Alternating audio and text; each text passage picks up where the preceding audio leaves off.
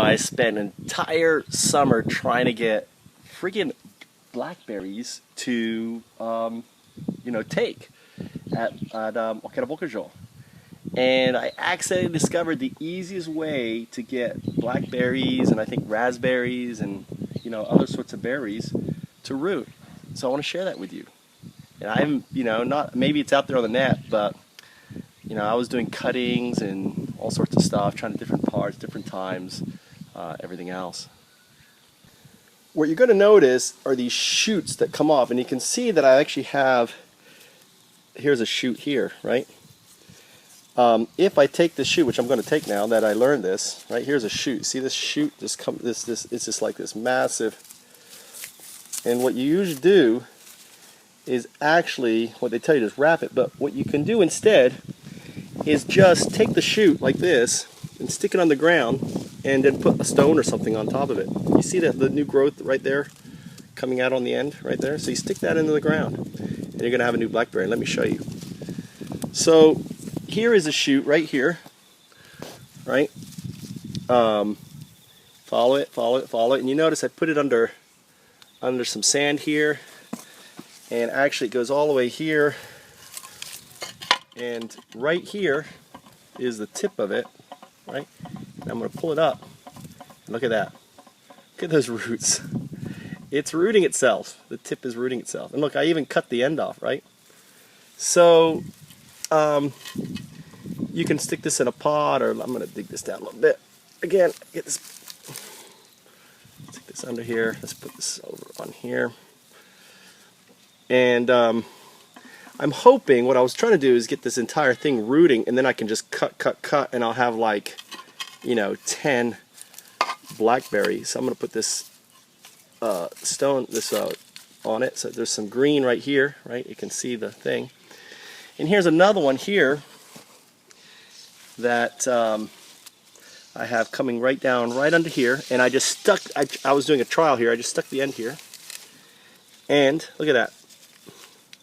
Look at that mess of roots. Isn't that beautiful? Now all I need to do now is basically cut it right. Well, I'll cut it right there. So here I have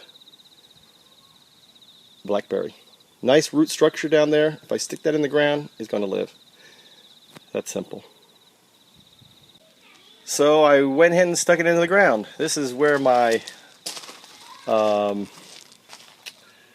tomatoes were, and I've actually got, I've cut up all the stuff. I actually have some seed in there. I have basically spinach.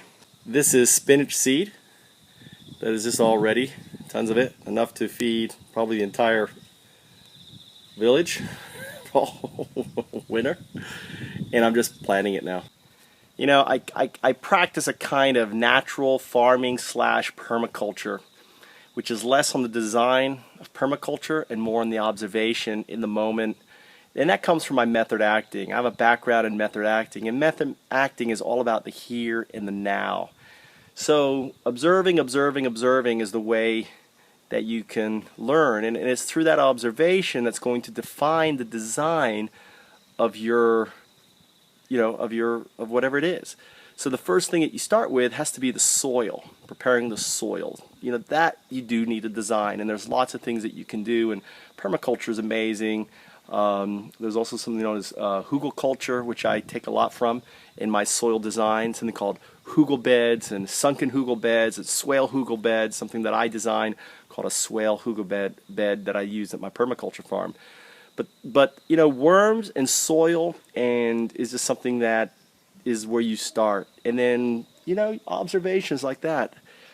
When you start having a plant, you can start playing with the plant and figuring out how the plant works, how does it seed itself, how does it do all that, and then you take advantage of the natural processes. That's what permaculture is all about, and natural farming and everything else, or natural gardening. It's the next stage to organic farming or gardening. So I hope you enjoyed this video. Click on this link. For as little as $1, you can help support my videos and help support Found ups. Found ups are ideas for saving the planet. This is a found up. This video is an example of a found up. And I envision millions of people living a found ups lifestyle like mine, which is based on basically spending your days helping the planet.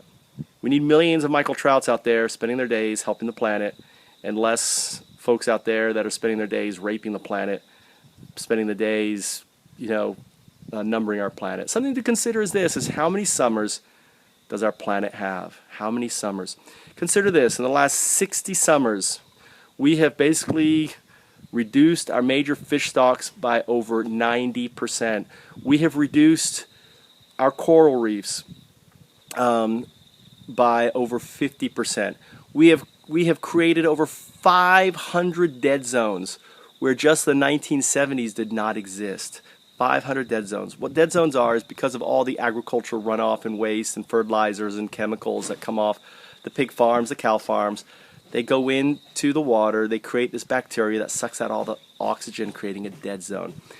If you go swimming, you're not going to see any fish because basically they don't have the oxygen levels to support the fish.